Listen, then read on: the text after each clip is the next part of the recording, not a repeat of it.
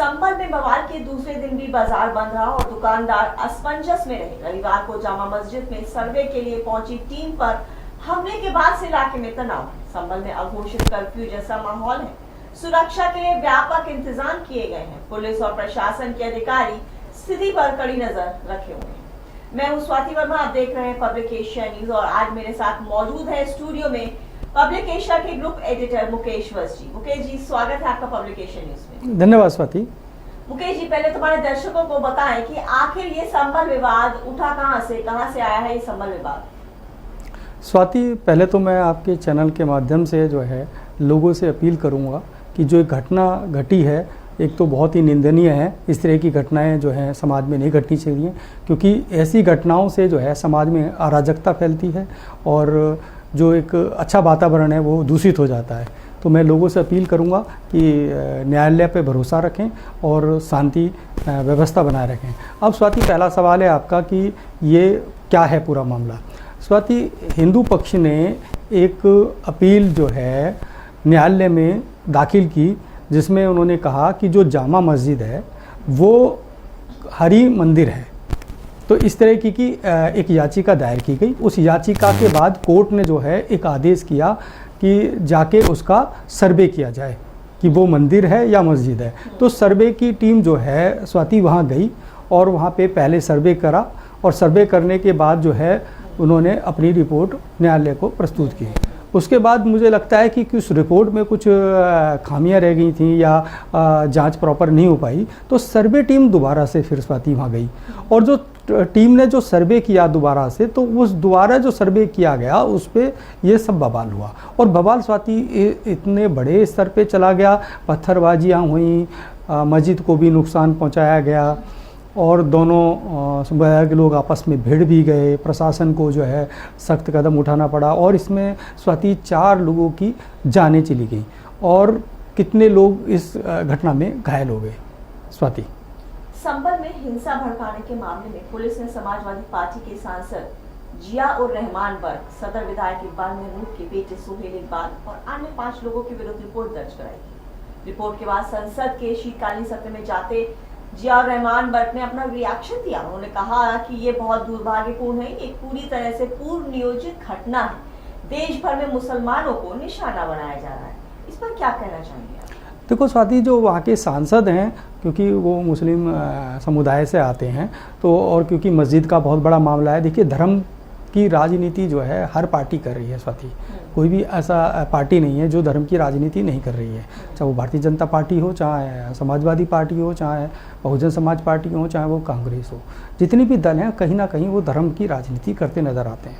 तो जो सांसद महोदय हैं उन्होंने जब ये घटना हुई, जब पहले सर्वे हुआ स्वाति, तो पहले सर्वे के बाद शुक्रवार को नमाज अदा की गई जुम्मे की नमाज के बाद उन्होंने जो है अपना बयान दिया। उन्होंने कहा कि भाई यहाँ इतने हज़ारों सालों से जो है ये मस्जिद है और मस्जिद में जो है लोग नमाज अदा करते आ रहे हैं इतने समय से, और जो है दूसरे लोग जो है इसको टारगेट कर रहे हैं मस्जिद को। तो हम इस मस्जिद को मंदिर में तब्दील नहीं होने देंगे। और इस तरह की जो बयानबाजी थी, उनका जो वीडियो आया सामने, जो बयान आया सामने, तो वो उन्होंने जो है अपने धर्म को लेके दिया, अपनी चीज़ों के लिए दिया। उन्होंने कहा कि भी मुझे अगर अपने धर्म के लिए आगे आना पड़े तो मैं आऊँगा।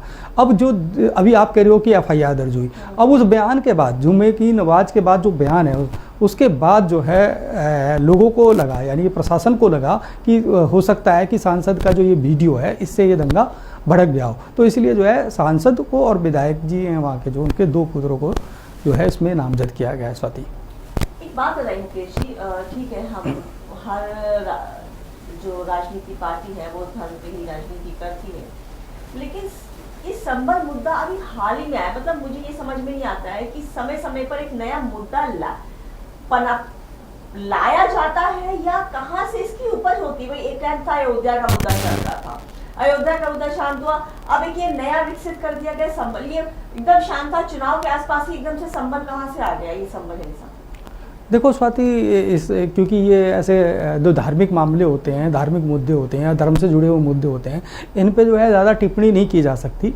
लेकिन फिर भी मैं कहूँगा कि जो इस तरह के जो मामले हैं तो ये ऐसा नहीं है कि एकदम से जन्म लेते हों, ये जन्म तो बहुत पहले से ले लेते हैं, लेकिन क्या है कि उसमें जो है अंगारे नहीं और संभल उगल का पाते। मतलब तो संभल शायद का मुझे नहीं पता, बट इतना कभी भी तूल कभी नहीं पकड़ा है, ये तो अभी नहीं स्वाति, देखिए इस तरह की जो चर्चाएं थी, ऐसा नहीं है कि ये अभी पैदा हुई हैं। इस तरह की जो चर्चाएं थी पहले भी निकल के आ रही थी कि जो वहाँ पे मंदिर है, हरि मंदिर है, इस तरह की बातें जो हैं बहुत समय से चल रही थी, लेकिन कोई इसकी तरफ जो है इतना लोगों का ध्यान नहीं था।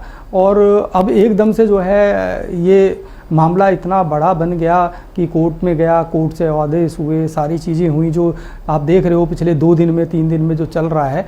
तो ये मुद्दा अब स्वाति ये बहुत बड़े स्तर पे ये मुद्दा बन गया है।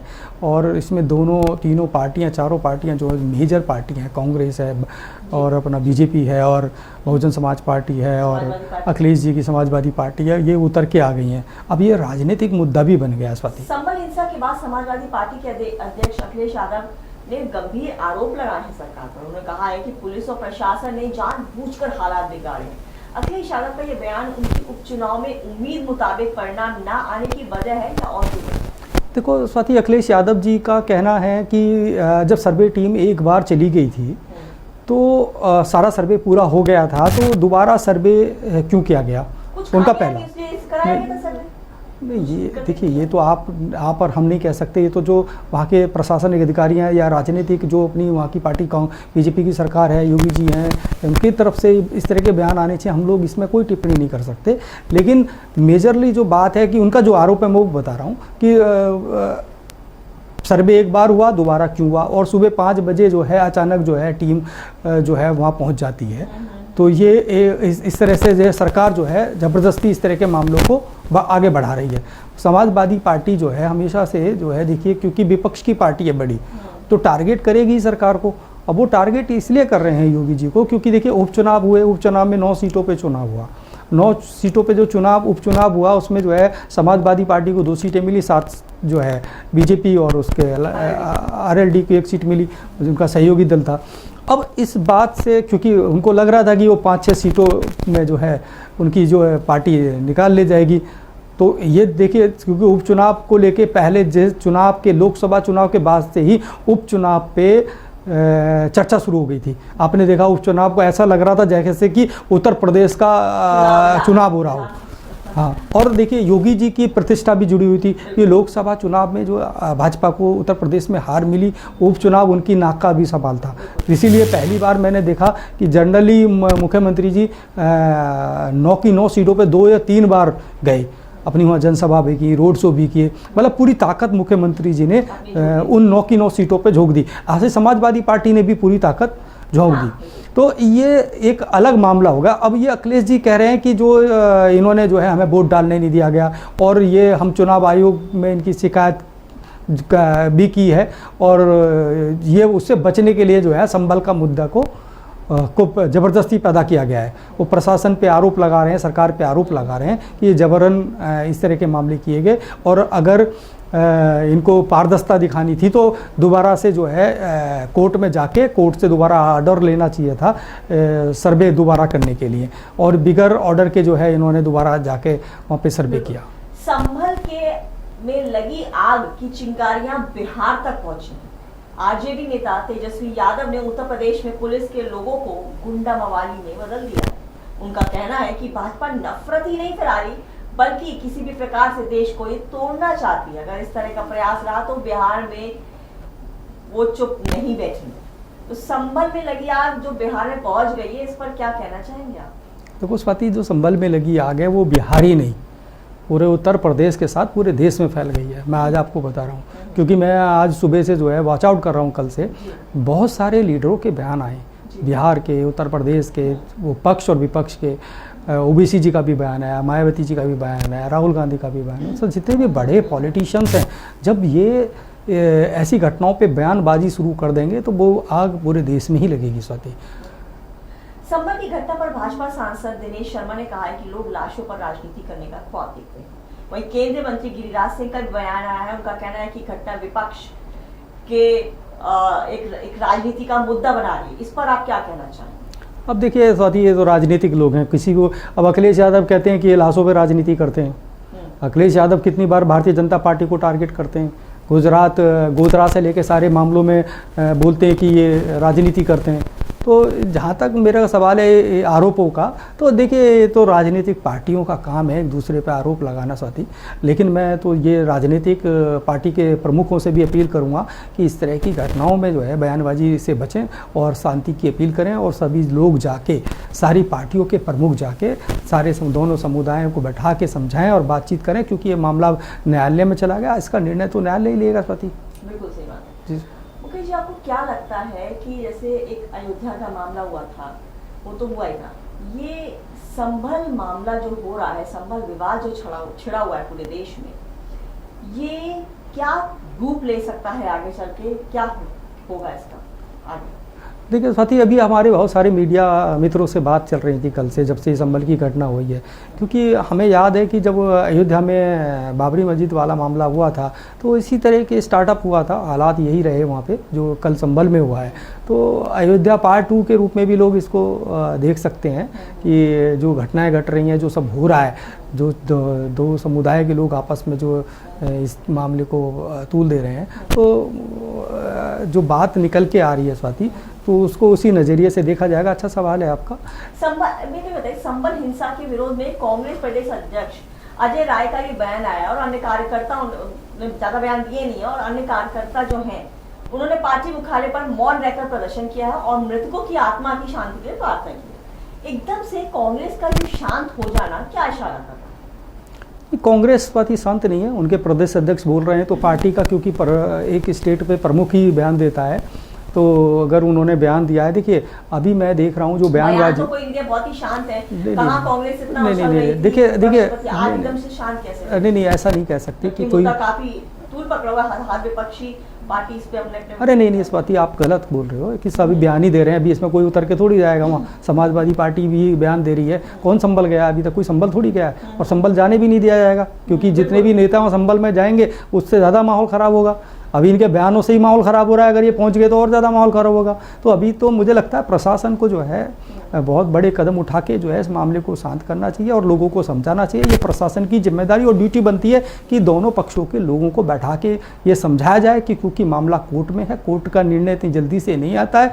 अरे अगर जिले डिस्ट्रिक्ट कोर्ट से भी निर्णय आ जाता है तो आप हाई कोर्ट जाके अपील कर सकते हो, हाई कोर्ट से भी अगर निर्णय आता है सुप्रीम कोर्ट, तो न्यायिक प्रक्रिया लंबा है। अभी तो देखिए कुछ भी होगा, यथास्थिति बनी रहनी चाहिए वहाँ पे, और जो आपस में हम लोग भाईचारे के साथ रह रहे हैं वो भाईचारे के साथ हम रहें स्वाति, और न्यायालय पे इसका फैसला छोड़ दें।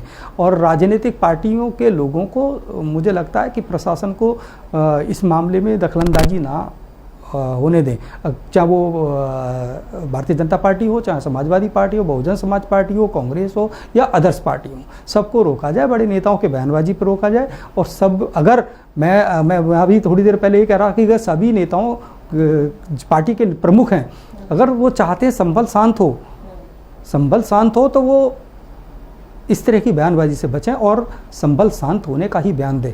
इस तरह के बयान देने से जो है मामला और बढ़ जाएगा स्वाति, और 2027 का जो चुनाव है कहीं इसी संभली संभालने में ना लग जाए। मेरा बस एक आखिरी सवाल है आपसे, ये संभल मुद्दा कहीं देश के लिए एक बड़ी विपदा लेकर तो नहीं आ रहा है? मतलब मैं डायरेक्टली बोलना चाहूंगी कि कहीं हिंदू अयोध्या के वक्त के हिंदू मुस्लिम में जो दंगे हुए थे, कहीं ये वही रूप तो नहीं लेने जा रहा है? क्योंकि जिस हिसाब से वहाँ पे विवाद चल रहा है और जैसे राजनीतिक पार्टियां इसमें अपने अपने बयान दे रही हैं, ये एक बड़ा रूप कहीं नहीं ले सकता? नहीं, देखिए केंद्र की सरकार बड़ी सोच समझ के इस कदम पर उठाएगी, क्योंकि डबल इंजन की सरकार है। दंगे देखिए ना होने चाहिए, और दंगों से जो है देश तबाह हो जाता है आपस में। हम अभी क्योंकि मणिपुर में उलझे हुए हैं, बहुत सारी जगह उलझे हुए हैं, और एक और नया मुद्दा इतना बड़े लेवल पे अगर जाता है तो साथ ही ये देश के लिए देश हित में नहीं होगा।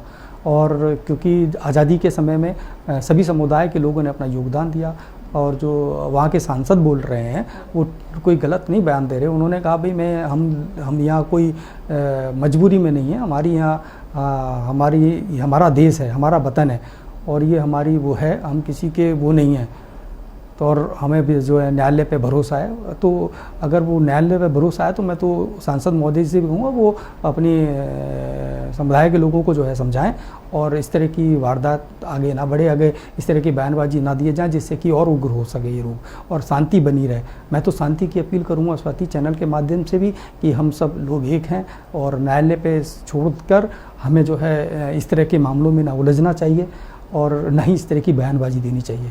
और कभी भी इन सब चीज़ों से स्वाति कुछ मिलना ही नहीं है, हासिल नहीं होता है, हम खो देते हैं। जो 4 जाने गई हैं स्वाति, हमने उन 4 अपने देश के उन लोगों को खो दिया, अपने 4 लोगों को खो दिया। हमें उस तरफ सोचना चाहिए कि जो जाता है वो कभी वापस नहीं आता। अगर वो यहाँ रहते, जीवित रहते तो जन क्या क्या कर सकते थे, अपने परिवार के लिए कर सकते थे। इस तरह के मामलों में नहीं उलझना चाहिए और शांति बना के न्यायालय में मामला है तो न्यायालय में लड़ाई लड़िए, दोनों समुदाय के लोग आराम से लड़िए न्यायालय में, आपस में लड़के कुछ नहीं मिलेगा स्वाति। बिल्कुल सहमत हूँ और इनफैक्ट मैं भी जनता से साथ ही सभी राजनीतिक पार्टियों से भी यही अनुरोध करूंगी कि इसको राजनीतिक मुद्दा ना बना करके कैसे इसको हम एक समन्वय पे संभाल करके एक शांति देश में ला सकते हैं, संभल में इस पर काम किया जाए। धन्यवाद मुकेश जी, अपना कीमती समय देने के लिए।